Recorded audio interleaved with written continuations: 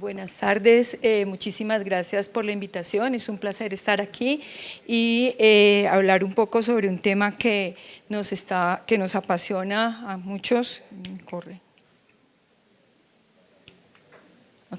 Nos apasiona y que realmente el PET-PSMA es una tecnología realmente nueva en la que estamos en un proceso de aprendizaje y de estabilización de todos los criterios para una muy buena interpretación y un buen seguimiento de los pacientes. ¿Qué impacta en Colombia? A junio 28 de este año se estimaban 8.872 casos nuevos con una tasa ajustada de 46.5 por cada 100.000 habitantes. En este punto las imágenes juegan un papel muy importante porque podemos, conociendo desde enfermedad indolente hasta enfermedad muy avanzada, las imágenes van a impactar en la toma de decisiones en estos pacientes. Este es el plan de trabajo, voy a hablar un poquito de generalidades, indicaciones de PET, interpretación, perspectivas y mensajes para recordar. Remontándonos un poquito al estudio Radar 1, donde se hablaba del tipo de imágenes que se utilizaban en el seguimiento de los pacientes con cáncer de próstata en diferentes escenarios, recién diagnosticados en recaída bioquímica o pacientes resistentes a la castración con y sin metástasis. Entonces, se hablaba de imágenes convencionales como el TAC, como la gamografía ósea y ponían un punto de corte de PSA que fuera mayor o igual a 10. Ese punto de corte a la luz de en este momento es un punto de corte demasiado alto y se observó que había muchos pacientes que con puntos de corte más bajitos estaban progresando. En el 2019 aparece el Radar 3, donde habla de las imágenes de nueva generación, y es allí donde aparecen los estudios PET-CT. Estos son varios de los fármacos que se utilizaron en ese estudio Radar, marcados con isótopos como el flúor 18, colina, el carbono 11, que tiene una vida media muy corta de solo 20 minutos, galio 68, y incluyeron el fluxicovine, la colina y el PSMA. Cuando se hizo la evaluación de sensibilidad y especificidad, se encontró que los fármacos que marcaban PSMA tienen una mejor sensibilidad y una mejor especificidad. Hablando un poquito, entonces, el PSMA, antígeno específico prostático, es apropiado, supera las imágenes convencionales, y si uno observa la estadística en la bibliografía, a partir del 2015 fue cuando empezó a tener una mayor vigencia. Han surgido muchos estudios para tratar de documentar y definir cuáles son los mejores fármacos. En nuestro país tenemos disponible en Bogotá, galio 68, marcando PSMA 11, y a partir de ciclotrones de Bogotá y Medellín que hacen producción de flúor 18, podemos disponer del PSMA 1007. Existe también la opción de realizar gamografía marcando tecnesio con PSMA. Sin embargo, el rendimiento de la gamografía es mucho menor, se encuentran mejores sensibilidades con lesiones mayores a 10 milímetros y se requiere que se tenga que se realicen estudios con SPECT-CT para tener una mejor aproximación. Las imágenes planares no nos van a servir. En ese orden de ideas tenemos que buscar cuál es el mejor estudio que le podemos ofrecer a los pacientes, y el PET, ya sea galio 68 o marcado con flúor, son las mejores alternativas. ¿Qué se ha encontrado comparado con las imágenes convencionales? Que supera, tiene una mayor exactitud que las imágenes convencionales. Esto es un resumen de todos los estudios, entre 92 para PET, 65 para las convencionales, y esto va a impactar en los cambios en el tratamiento de estos pacientes. El antígeno de membrana específico de próstata, como ustedes saben, es una glicoproteína constituida por 750 aminoácidos, y es en la parte extracelular donde nosotros marcamos, donde se va a fijar allí nuestro isótopo marcado, y esto, si yo tengo un estudio positivo, esto me va a llevar a una opción que es diagnóstica, que es la marcación de emisores beta para realizar tratamientos. Esta es la famosa, o lo que ya hablamos de la medicina personalizada, donde tratamos de hacer un mejor enfoque directo y único hacia el paciente. El antígeno de membrana específico para la próstata se fija, se sobreexpresa en el cáncer de próstata en una proporción de 100 a 1000 veces más, tanto en el tejido normal, tanto en el tejido de adenocarcinoma a nivel de próstata, como en el compromiso ganglionar o óseo. Está en relación con la displasia y la diferenciación celular, con la agresividad del tumor, la escala alta de Gleason y la refractariedad a terapia hormonal.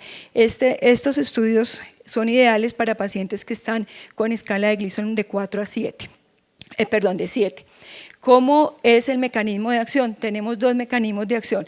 Un primer mecanismo que es el más específico para el cáncer de próstata, que es la fijación en la membrana apical luminal, y un segundo mecanismo que es la fijación en citoplasma en expresión endotelial. Esta fijación se puede observar también en tumores sólidos que no sean de próstata, tanto benignos como malignos, y que estén relacionados con la angiogénesis. También se puede ver en procesos inflamatorios y en procesos infecciosos.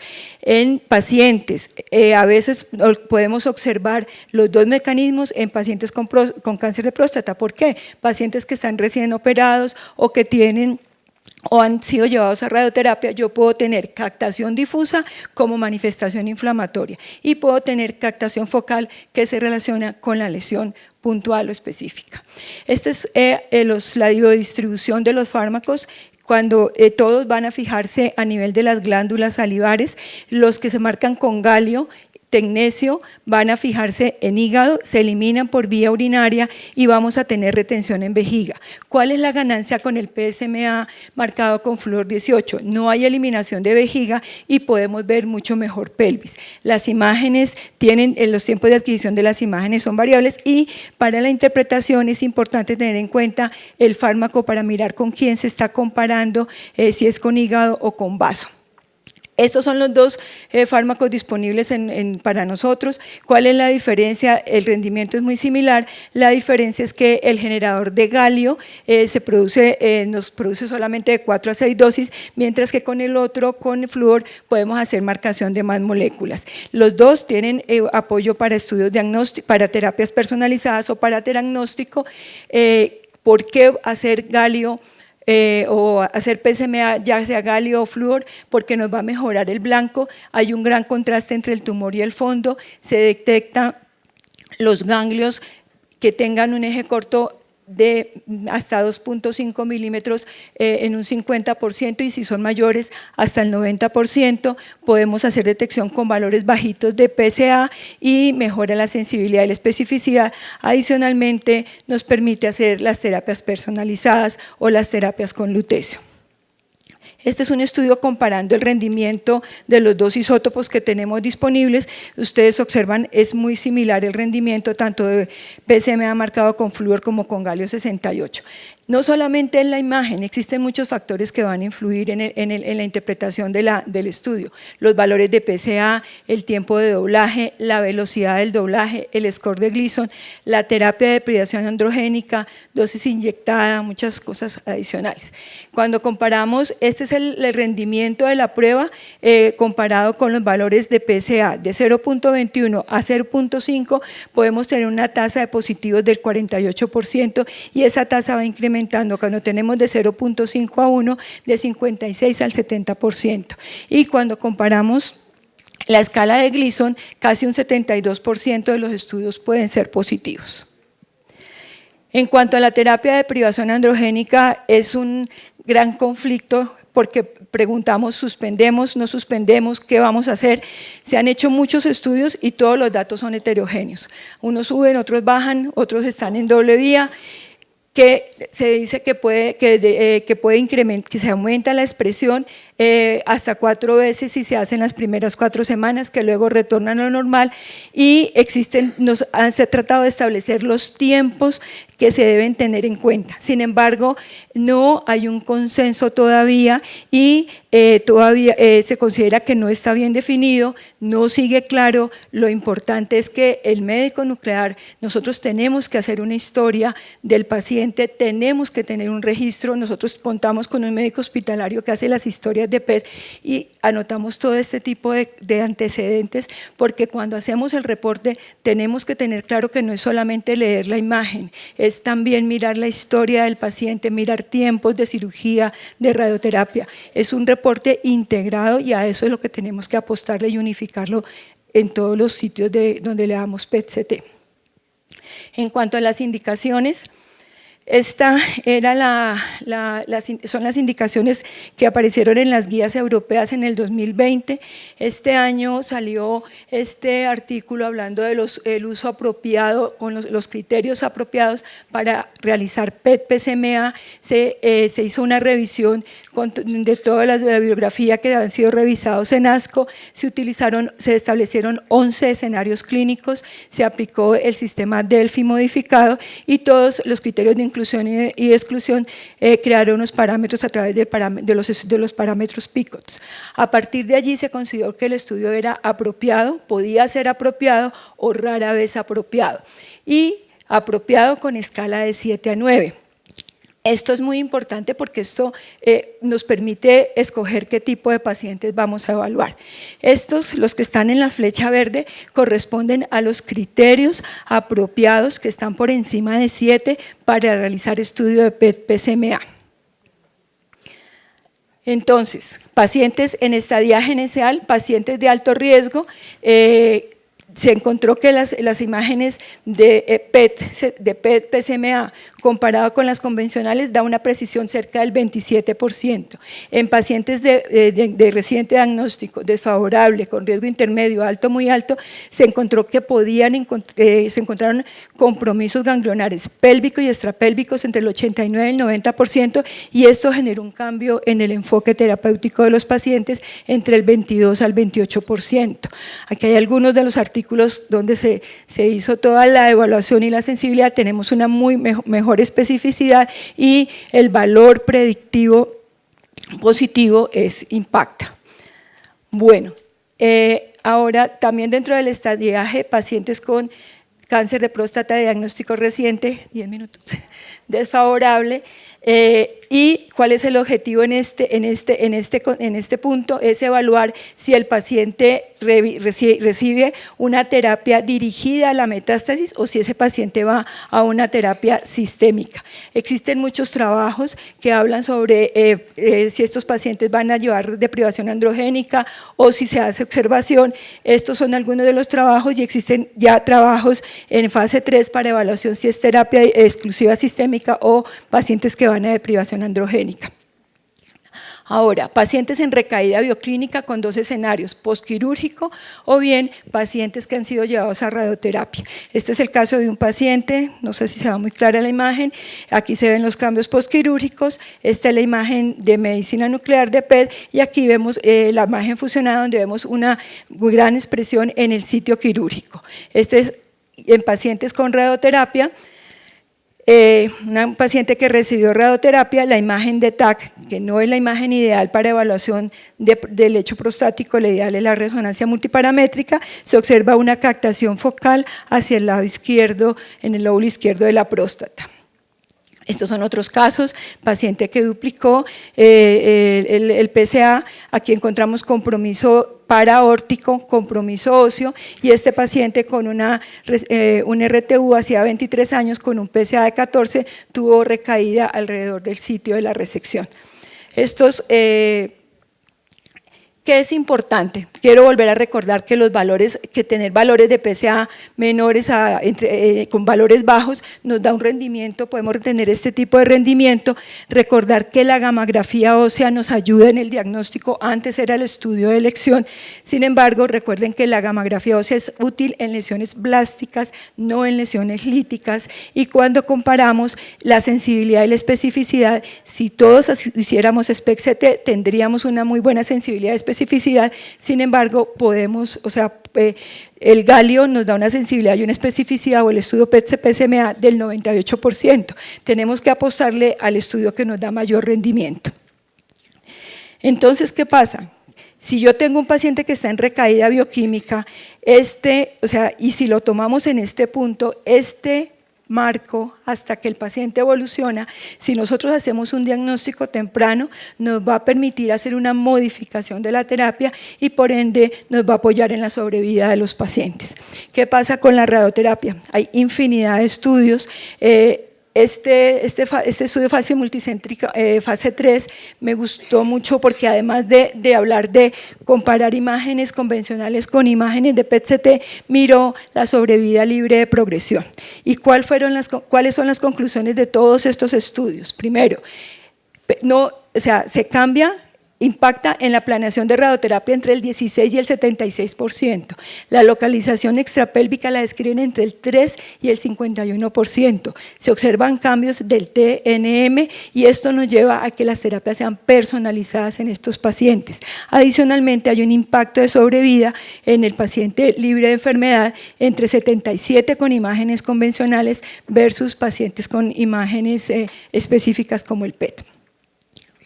Bueno, en pacientes resistentes a la castración, es diferenciar si el paciente está metastásico o no por todas las alternativas de tratamiento que hay, y este trabajo, paciente que tenía unas imágenes convencionales no claras, evaluaron 200 pacientes, de los cuales 196 fueron positivos con compromiso a nivel de próstata y compromiso pélvico.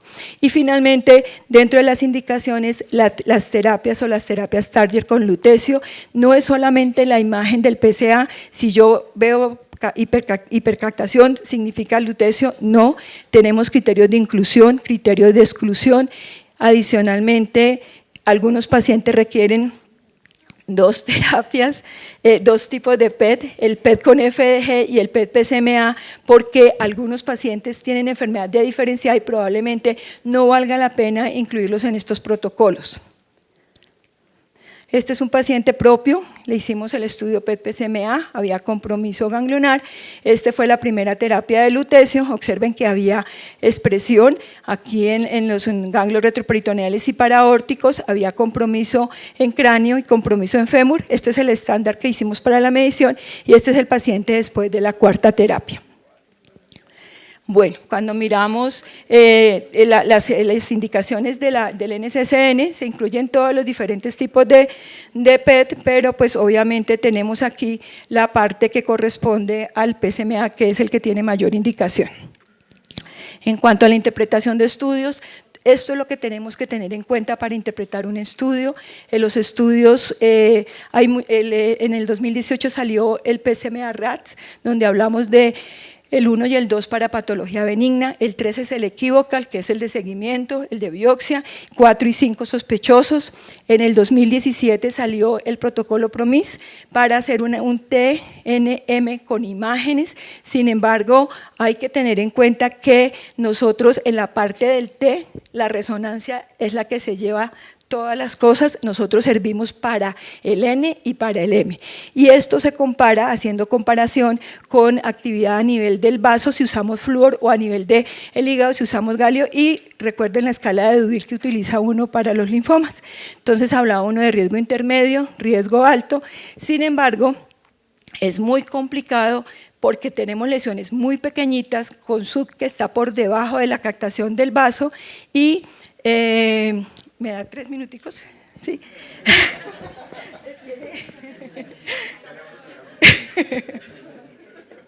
Que lo veo y me hace SV que está por debajo de la captación del vaso, que está localizado en un sitio que es muy frecuente para compromiso metastásico y estamos sufriendo con esto. Entonces, salió este consenso que salió el año pasado y habla de hablar de benigno, 1, benigno, probablemente benigno, 3, equívoco, 4, probable cáncer de próstata y 15. Salud, doctor. Gracias. Gracias. Y 5 evidencias. Si ustedes miran, es el mismo RATS. Entonces, ¿qué es lo que tenemos que hacer? Es hacer una interpretación, personalizando el estudio.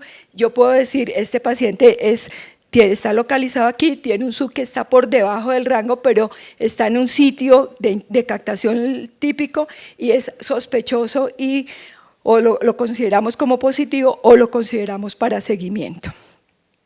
Ahora, ¿qué pasó? Hay otro consenso que salió para cómo son los criterios para evaluación de respuesta del PET-PSMA, y otra vez vienen más cuantificaciones y más rangos. Se considera que de 7 a 9 se considera que está de acuerdo y que podemos indicar qué pacientes vamos a seguir con PSMA. Entonces, pacientes de imagen más sensible, es la imagen más sensible, M0, M1, cambio en la toma de decisiones clínicas, evaluación de recurrencia, y no debe ser utilizado en pacientes de bajo riesgo.